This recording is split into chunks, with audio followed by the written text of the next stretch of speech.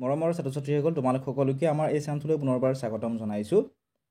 বহুতো ছাত্ৰ-ছাত্ৰীয়ে আগৰ ভিডিঅ'টোত কমেণ্ট কৰিছিলে যে ছাৰ কাৰ্বি আংলঙৰ এনুৱেল এক্সামৰ 2025 চনৰ ক্লাছ 9ৰ অসমীয়াৰ যিখন কুৱেশ্যন পেপাৰ আছিল ইয়াৰ আনচাৰখিনি কৰি দিব লাগে। গতিকে মই চেষ্টা কৰিছোঁ চমু প্ৰশ্নৰ উত্তৰখিনি কৰি দিবলৈ। ভিডিঅ'টি তোমালোকে শেষলৈকে চাই থাকিবা। 1 নম্বৰত দিছিল অতি চমুকৈ উত্তৰ লিখা। ইয়াৰ যিকোনো 5টা প্ৰশ্নৰ উত্তৰ তোমালোকক লিখিব কৈছিল। ক নম্বৰটো আছিল অন্যৰ প্ৰতি ব্যৱহাৰ পাতি কোনখন পুথিৰ পৰা লোৱা হৈছে। গতিকে অন্যৰ প্ৰতি ব্যৱহাৰ যিটো পাঠ আছে এই পাঠটি সাৰথি নামৰ পুথিখনৰ পৰা লোৱা হৈছে। নেক্সট প্ৰশ্নটো চোৱা খ নম্বৰ সময়ক কিহৰ লগত তুলনা কৰিব পাৰি। সময়ক কিহৰ লগত তুলনা কৰিব পাৰি? সময়ক নৌৰ খুঁটৰ লগত তুলনা কৰিব পাৰি। গ নম্বৰ প্ৰশ্নটো চোৱা সম্প্ৰীতি অসমৰ সাক্ষৰতাৰ হাৰ কিমান? সম্প্ৰীতি অসমৰ সাক্ষৰতাৰ হাৰ কিমান তোমালোক মই কৈ নিদিওঁ, তোমালোকে আমাক কমেণ্ট ছেকশ্যনত জনাবা। আৰু যদি নোৱাৰা তোমালোকে কমেণ্ট ছেকশ্যন চেক কৰিবা, তাত তোমালোকে আনচাৰটি পাই যাবা। ঘ নম্বৰ প্ৰশ্ন জয়ন্ত মাধৱ বৰাই কোনখন উপন্যাসৰ বাবে অসম সাহিত্য সভাৰ গিৰিধৰ শৰ্মা বঁটা লাভ কৰে? ইয়াৰ উত্তৰটো হৈছে জয়ন্ত মাধৱ বৰাদেৱে মৰিয়াহলা উপন্যাসৰ বাবে গিৰিধৰ শৰ্মা বঁটা লাভ কৰে। নেক্সট প্ৰশ্নটো চোৱা 9 নম্বৰ প্ৰশ্নটো কোনো এজন মানুহৰ মৃত্যুত পিপলন্ত্ৰী গাঁৱৰ মানুহে কি কৰে?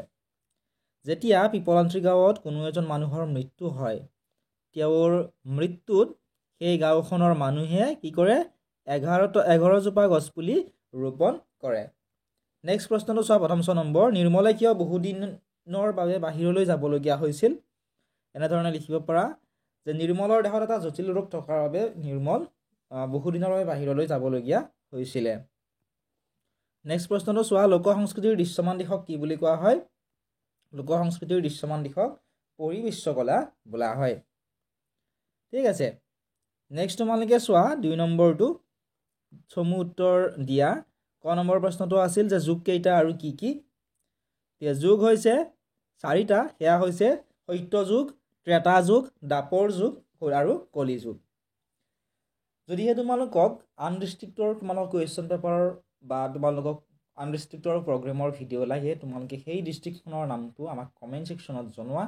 লগতে তোমালোকে লিখি দিবা যদি তোমালোক কুৱেশ্যন পেপাৰ লাগে, কোনখন কুৱেশ্যন পেপাৰ লাগে, কিমান চনৰ লাগে, গোটেইখিনি তোমালোকে কমেণ্ট ছেকশ্যনত লিখি দিবা। আমি চেষ্টা কৰিম নেক্সট ভিডিঅ'ত সেই কুৱেশ্যন পেপাৰখনৰ লগতে আনচাৰখিনি তোমালোকক কৰি দিবলৈ।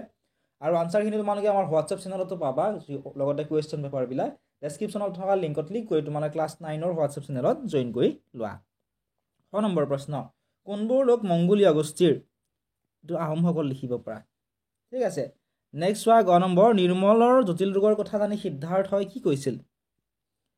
নিৰ্মলৰ জটিল ৰোগৰ কথা জানি সিদ্ধাৰ্থই কৈছিল যে ড্ৰাগছ লোৱা সি চেষ্টা কৰিব, চকুৰ সন্মুখত নাথাকিলেও সিদ্ধাৰ্থৰ বুকুৰ ভিতৰৰ পৰা নিৰ্মলে তাক বাধা দিব। ঘ নম্বৰ প্ৰশ্নটো আছিল অন্ধবিশ্বাস মানে কি? ই সমাজত কেনেধৰণৰ সমস্যাৰ সৃষ্টি কৰিব পাৰে?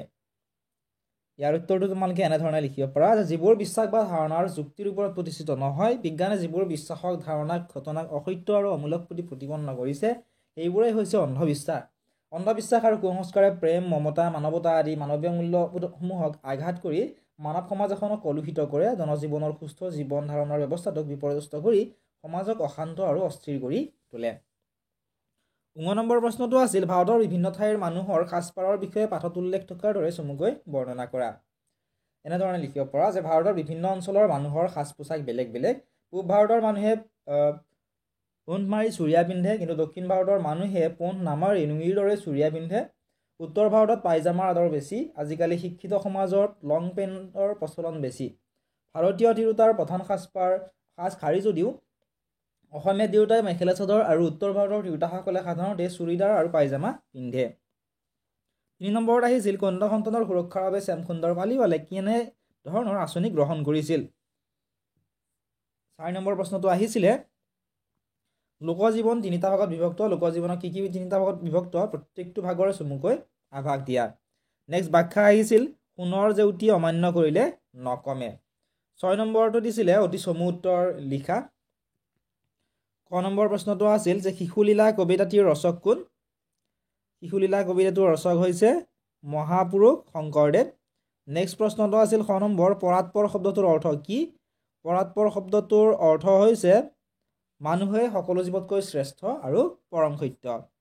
গ নম্বৰ প্ৰশ্নটো আছিল সদায় কাণেৰে নুশুনা সৰু কথাটিয়ে কেনেকৈ আমাৰ প্ৰাণ টানি ধৰে এনেধৰণে লিখিব পৰা যে সদায় কাণেৰে শুনা সৰু কথাটিয়ে গীতৰ ৰূপ লৈ আমাৰ প্ৰাণ টানি ধৰে ঘ নম্বৰ প্ৰশ্নটো আছিল হীৰেণ ভট্টাচাৰ্যৰ জন্ম ক'ত হৈছিল হীৰেণ ভট্টাচাৰ্যৰ জন্ম হৈছিল যোৰহাট জিলাত 1932 চনৰ 28 জুলাই তাৰিখে নেক্সট 7 নম্বৰ আছিল কৃষ্ণক ধৰিবলৈ গৈ যশোদাৰ কেনে অৱস্থা হৈছিল বুজাই লিখা তাৰপিছত তোমালোকে চোৱা নেক্সট প্ৰশ্নটো 8 নম্বৰ পাদ্য অৰ্ঘলৈ মানুহক পূজা কৰাৰ কথা কিয় কোৱা হৈছে এনেধৰণে লিখিব পৰা যে কবিৰ মতে মানুহ হৈছে নৰৰূপী ভগৱান এই নৰৰূপী ভগৱানৰ সেৱা কৰা মানুহৰ প্ৰথম কৰ্তব্য মানুহক সেৱা কৰাটোৱে হৈছে প্ৰকৃত ধৰ্ম সেয়েহে কবিয়ে পাদ্য অৰ্ঘলৈ মানুহক পূজা কৰিব দিছে 9 নম্বৰত দিছিল ভাল গীত আৰু ছবিৰ মহত্ব কেনেকুৱা কবিতাটোৰ সহায়ত বুজাই লিখা 10 নম্বৰত ব্যাখ্যা কৰিবলৈ দিছিল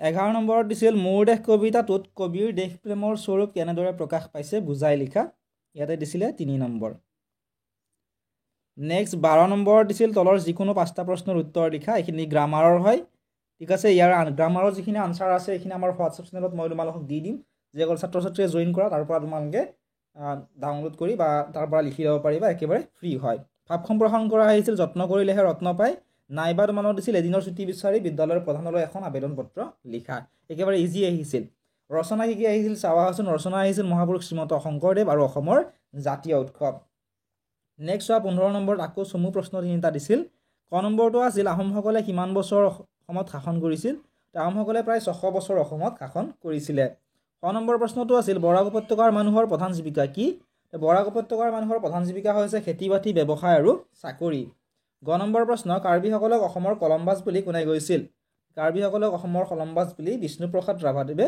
কৈছিল বা কলাগুৰু বিষ্ণুপ্ৰসাদ ৰাভাদেৱে কৈছিলে ঠিক আছে নেক্সট ঘ নম্বৰ প্ৰশ্নটো আছিল তোমালোকে চোৱা প্ৰশ্নটো বখতিয়াৰ খিলজীয়ে কেতিয়া অসমত প্ৰৱেশ কৰে 1205 পৰা 6 খ্ৰীষ্টাব্দত বখতিয়াৰ খিলজীয়ে অসমত প্ৰৱেশ কৰিছিলে 16 নম্বৰ প্ৰশ্নটো আছিল কোচ ৰাজবংশীসকল কোন ধৰ্মৰ লোক কোচ ৰাজবংশীসকলৰ গীতমাতসমূহ কি কি 17 নম্বৰত দিছিলে চমু টোকা যিকোনো দুটা চমু টোকা লিখিব দিছিলে এই তিনিটা তোমালোকক দিছিল যিকোনো দুটা ইয়াৰ পৰা লিখিব দিছিলে নেক্সট হয় গ্ৰুপ বি খ বিভাগ গ্ৰুপ বিৰ 18 নম্বৰৰ ক নম্বৰ প্ৰশ্নটো আছিল মাধৱদেৱৰ সাহিত্যিক জীৱনৰ কীৰ্তিস্তম্ভ কি মাধৱদেৱৰ সাহিত্যিক জীৱনৰ কীৰ্তিস্তম্ভ হৈছে নামঘোষা খ নম্বৰ প্ৰশ্নটো আছিল শ্ৰী কৃষ্ণই গোপীৰ মুখত কিয় লবনু খানিছিল এনেধৰণে লিখিব পৰা শ্ৰীকৃষ্ণই লবনু খাই গোপীৰ হাতত ধৰা পৰাত চতুৰ কৃষ্ণ নিজকে বচাবলৈ আৰু গোপীক ওলোটাই চোৰ সজাবলৈ নিজৰ হাতত লাগি থকা লবনুখিনি গোপীৰ মুখত খানি দিছিলে গ নম্বৰ প্ৰশ্ন আছিল হেমচন্দ্ৰ বৰুৱাই সম্পাদনা কৰা কাকতখনৰ নাম কি